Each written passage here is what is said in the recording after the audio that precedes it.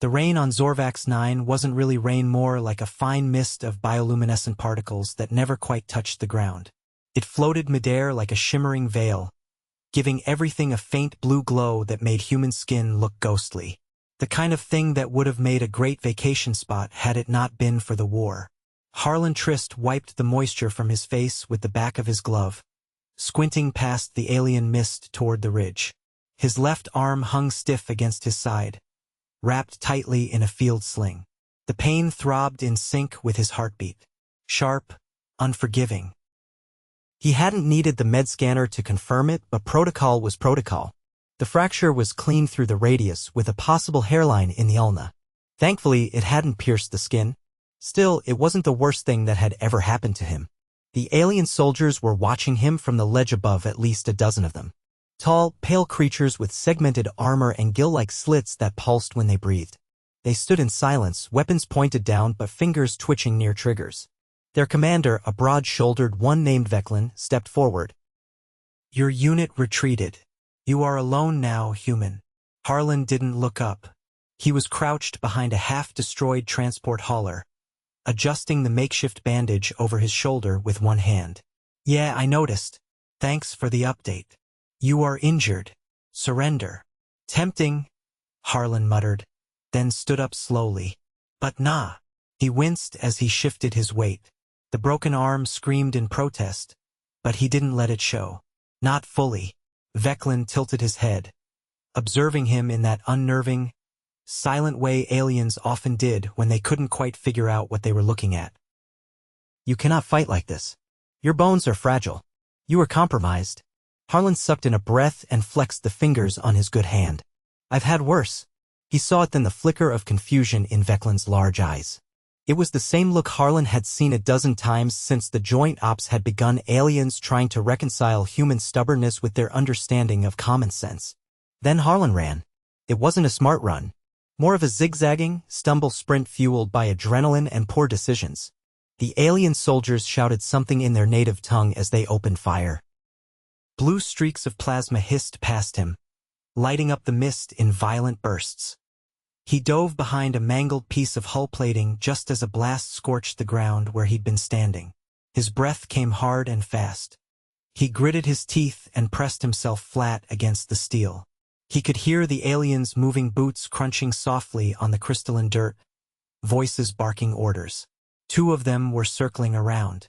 No backup, no reinforcements. Just him, a broken arm, and a knife. "This is idiotic," he muttered, pulling the blade from his boot. He waited until one of them stepped too close. Then, with a burst of motion that made something in his shoulder pop, he lunged. The alien didn't expect it.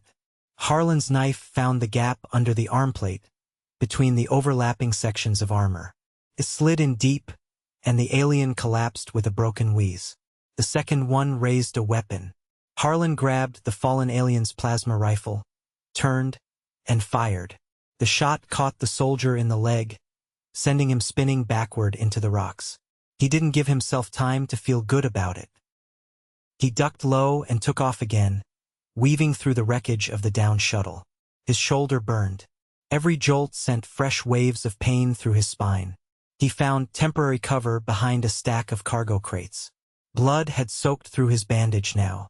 He could feel it sticking to his skin, hot and slick. "You are delaying the inevitable," Veclan's voice echoed across the battlefield. "Yeah. Well," Harlan coughed. "Inevitable's gonna have to wait." He wasn't sure how long he could keep this up. The loss of blood, the fractured arm, it was catching up to him. His vision blurred at the edges. He blinked hard, forcing it back. He had to stay awake. Stay sharp. He heard footsteps again. 3 this time. Moving with purpose. He gripped the plasma rifle tighter and waited. The moment one of them stepped into his line of sight, he fired. The shot went wide. His aim was off. He couldn't keep the rifle steady with just one hand. The aliens returned fire. One shot grazed his leg, searing through his pants and skin. He let out a sharp cry and fell backward, dropping the rifle. Something heavy landed beside him, another alien, this one smaller, quicker. It raised a curved blade. Harlan kicked upward, knocking it off balance. He rolled, grabbed a jagged piece of hull debris, and slammed it against the alien's helmet. Once, twice, the faceplate cracked. The creature stopped moving. He collapsed beside the body, gasping. His leg was bleeding. His arm felt like it was being crushed in a vice.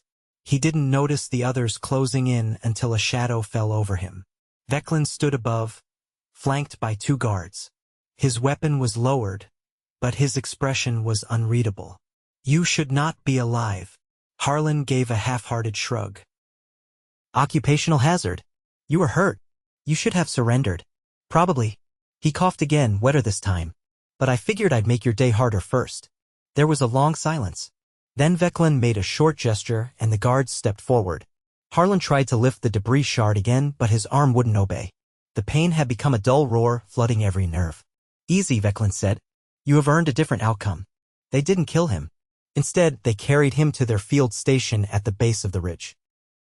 A sterile dome nestled among jagged rocks, pulsing with green lights. Harlan drifted in and out of consciousness during the trip. When he woke, someone was shining a scanner over his torso. An alien medic, smaller than the others, with a series of glowing tendrils wrapped around its wrists. "Fracture confirmed," it said in a flat voice. "And second-degree plasma burn on left thigh. Stabilization required." Harlan groaned. "Yeah, I could have told you that." "You did not. You continued to fight." Felt like the polite thing to do. The medic didn't respond. It applied a numbing gel to his leg and wrapped it tightly. Then it injected something near his shoulder. The pain receded slightly, enough for him to breathe without gritting his teeth. He spent the next 2 days in that field station. No restraints. Just observation. Alien soldiers rotated in and out, some to check his vitals, others to observe him like he was a strange zoo exhibit. None spoke to him except Veclan. On the 3rd day, Veclan entered the med pod again. Harlan was seated on the edge of the cot, his arm bound in a rigid brace, leg elevated.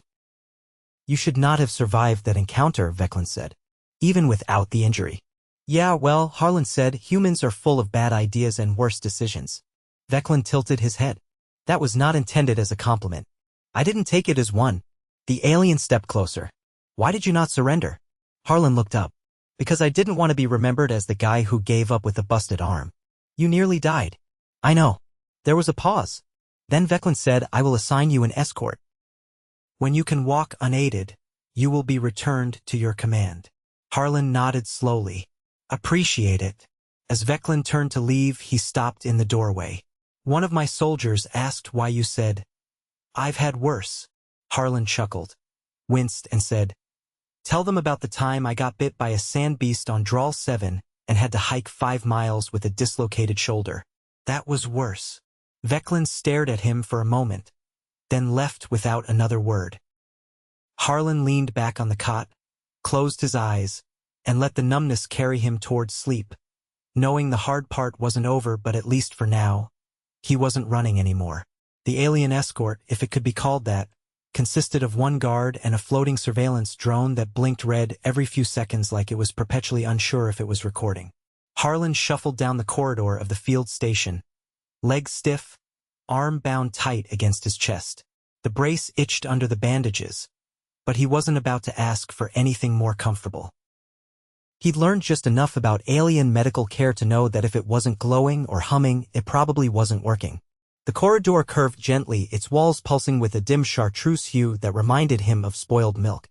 The guard, a lean creature with spined limbs and an almost skeletal posture, walked behind him in complete silence. Harlan didn't know its name. It hadn't offered one. He cleared his throat. "You guys always build your hospitals this coffin-shaped." The guard didn't respond. Its eyes were fixed on the back of Harlan's head. "Just saying, if you want patients to recover, maybe don't make the place look like the inside of a sea creature's stomach." Still nothing. They passed a pair of technicians clustered around a wall panel. One of them looked up, blinked slowly at Harlan, then returned to their work without a word. No curiosity, no recognition, just another oddity in a long list of things they didn't understand but tolerated. At the end of the corridor, the guard gestured toward a rounded doorway. It hissed open, revealing a circular chamber that smelled faintly of ozone and something bitter like melted plastic. A low platform sat in the center, surrounded by several translucent panels displaying alien glyphs that shifted too quickly to follow. Harlan stepped inside, favoring his good leg. Let me guess. Debriefing? The guard finally spoke. Its voice was high and gravelly like sandpaper dragged over glass. Observation. Of me? Yes. Well, that doesn't sound ominous at all. He eased himself onto the platform. The surface was warm and slightly pliable like dense foam. He leaned back and stretched out his leg as much as the brace allowed. The panels brightened. A new figure entered the chamber taller than the others with a long, segmented crest running down its back. Its movements were fluid, almost graceful. It stopped a few feet from the platform and stared at him with unblinking, multifaceted eyes. You are Harlan Trist, it said. Still am, last I checked. I am a cultural interpreter assigned to this sector. My designation is not translatable. You may call me interpreter. Convenient. You are not typical. Harlan raised an eyebrow. You mean the arm or the attitude? Both. Your behavior is anomalous. You are injured, yet you show no submission. You continue to jest. This contradicts our models. Well, maybe your models need a firmware update. The interpreter tilted its head. Explain your decision to engage while incapacitated. I figured I had better odds doing something dumb than lying down and waiting to become a statistic. That is illogical. The odds of survival diminished as you acted. Yeah, but the odds of dying in a way I'd be proud of? Those went up. The interpreter paused. You prioritize dignity over probability. I prioritize doing something that might work over doing nothing that definitely won't. The panels flickered. Symbols rearranged themselves in synchronized pulses. You were aware of the futility, the interpreter continued. Is that a trick question? Your physiology is fragile by our standards. Your endurance is limited, yet you choose confrontation. Why? Because running out of ideas doesn't mean you get to stop trying. The interpreter stepped closer. We have studied over 900 humanoid species. Most surrender when injured.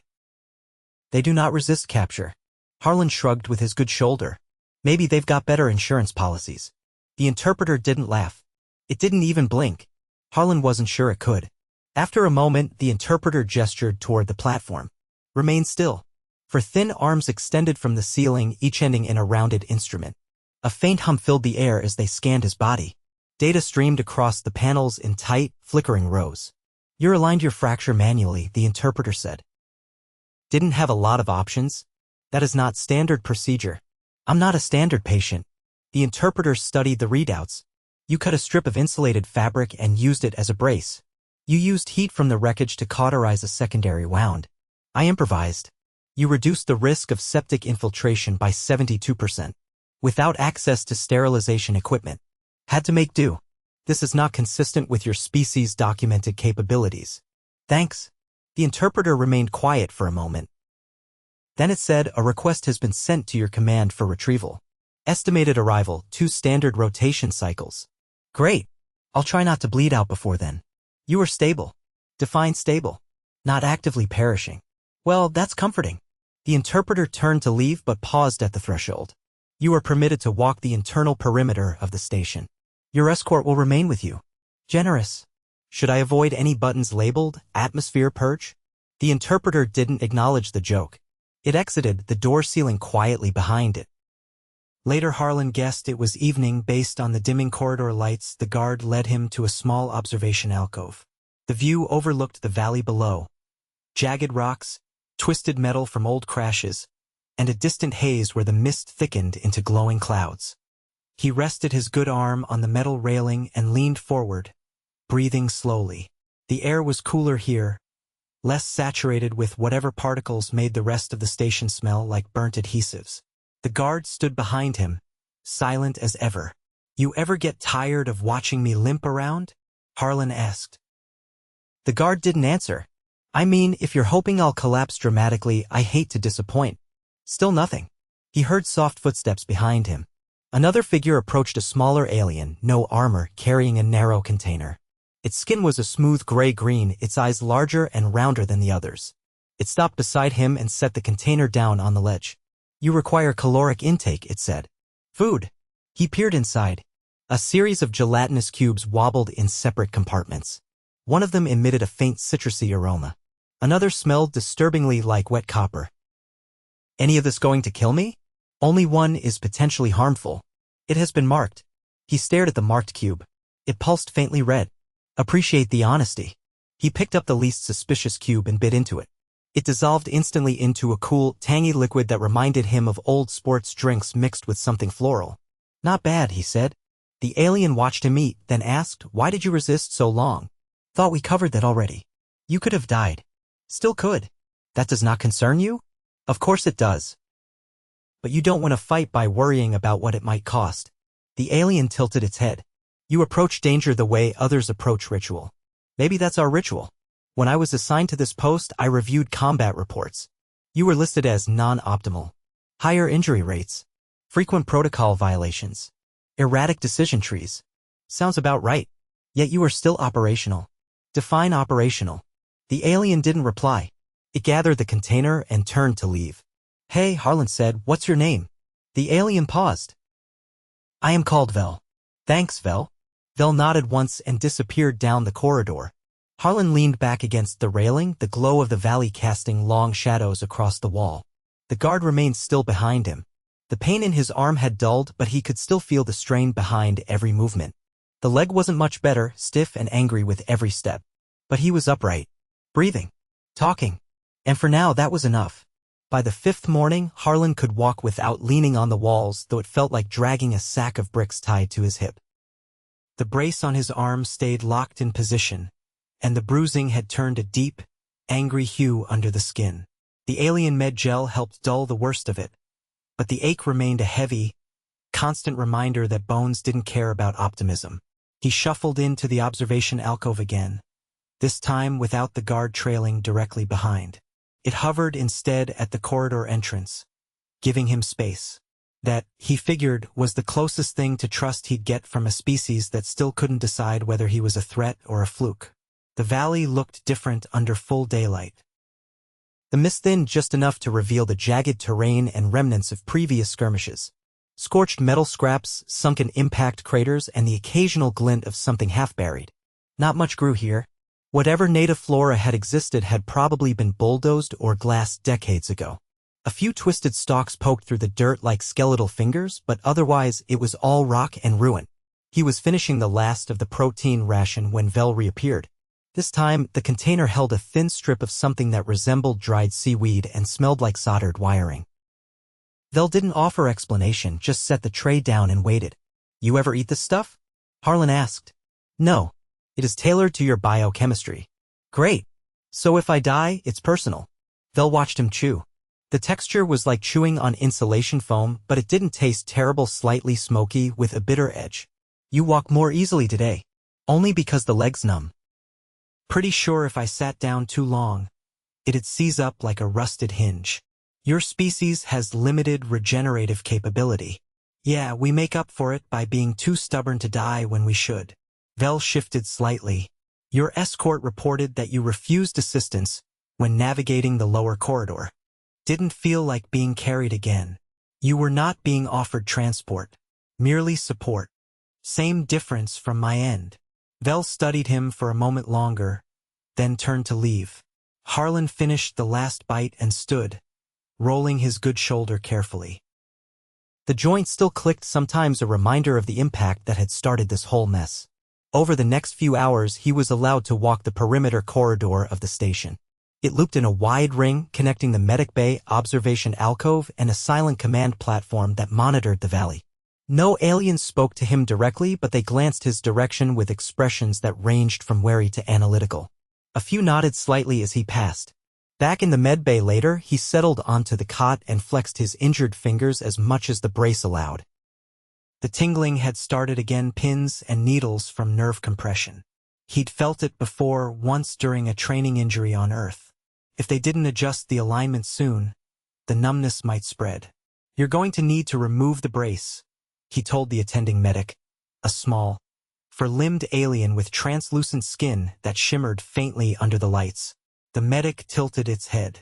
There are still microfractures. Movement may cause re-injury. Yeah, but if I lose feeling in these fingers, I won't be re-injuring anything. I won't be using them at all. The alien hesitated, then gestured for him to lie back. It released the side locks and began adjusting the inner supports. Harlan grunted as the pressure shifted, sending a fresh wave of heat through his forearm. The alien paused. Pain response elevated. Do you require sedation? Nope. Just keep going. It worked in silence, fingers moving with mechanical precision. When it finished, the brace was looser and the circulation had improved. Harlan flexed again and nodded. That'll do. The alien returned its tools to a sealed case and left without comment. An hour later, the interpreter returned. This time, it didn't bring surveillance drones or backup. It entered the room alone and stood near the foot of the cot. You have been cleared for return. Your transport will arrive within 1 cycle unit. Your people always this punctual? We value efficiency. Your presence has disrupted several assumptions but yielded useful data. Glad I could be educational. You are not the first human we have encountered, the interpreter said. But you are the first to engage in such consistent, non-compliant behavior while maintaining survival. Wouldn't call it behavior. More like habit. The interpreter moved closer. You adapt rapidly. Improvise without hesitation. You act independent of unit command when necessary. We're not big on waiting around for permission slips. This makes you unpredictable. Dangerous. Only if you're on the wrong side of the argument. The interpreter paused. Its eyes shifted in a subtle ripple, like oil on water. Some among our ranks believe your species is reckless. That your survival hinges on coincidence, not competence. Well, Harlan said, adjusting his position on the cot, maybe coincidence just likes the way we think. Others, the interpreter continued, believe your kind should not be permitted on collaborative missions. Because we don't break down neatly into algorithms? Because you escalate. You engage through resistance first.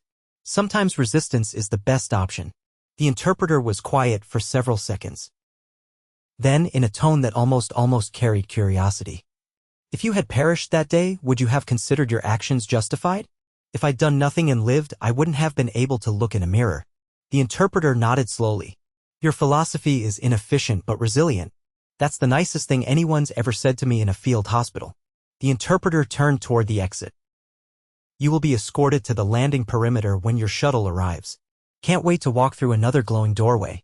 Later that evening, as the station lights dimmed to their night cycle hue, Vel returned one last time. It carried no tray, no instruments, just a small, rectangular data chip sealed in a clear casing. This is a record of your vitals, procedures, and field recovery. For your command. Thanks. I'll be sure to tell them you folks didn't harvest my kidneys. There were discussions. Harlan laughed once. It hurt his ribs. Vel stepped slightly closer. You should not have survived. People keep saying that. You adapted faster than projected. Learned our field layout. Predicted guard patterns. Even your gait adjusted to match corridor incline. What can I say? I'm observant. You reattach 2 dislocated joints using debris. Desperate times. Vel tilted its head. You altered your own biofeedback pattern to suppress pain spikes. That is not standard. Who wants to be standard? Vel didn't respond. Instead, it extended one hand not for a handshake, but in a flat, open-palmed gesture. Harlan mirrored it. Touching palms, there was a brief sensation of warmth that wasn't entirely physical. A recognition, maybe? Or just a silent acknowledgement that something strange had passed between them, not friendship, not quite understanding, but something. Vel withdrew its hand and left. At dawn, the transport arrived, a squat shuttle wrapped in dull gray plating and humming with idle energy. The escort led him through the outer corridor without ceremony. No fanfare. No farewell. As he stepped into the shuttle, Harlan turned back once. The alien figures behind him stood in the mist watching. None waved. But none turned away. Inside, the pilot handed him a thermal blanket and motioned toward the rear seat. Rough outpost? The pilot asked. Harlan settled in, wincing as his leg folded under him. You have no idea. The shuttle lifted off, engines cutting through the mist. Through the viewport, the valley shrank into a patch of light and shadow. He closed his eyes. He wasn't a hero. He wasn't even a good patient. But he was still breathing. And sometimes that was enough.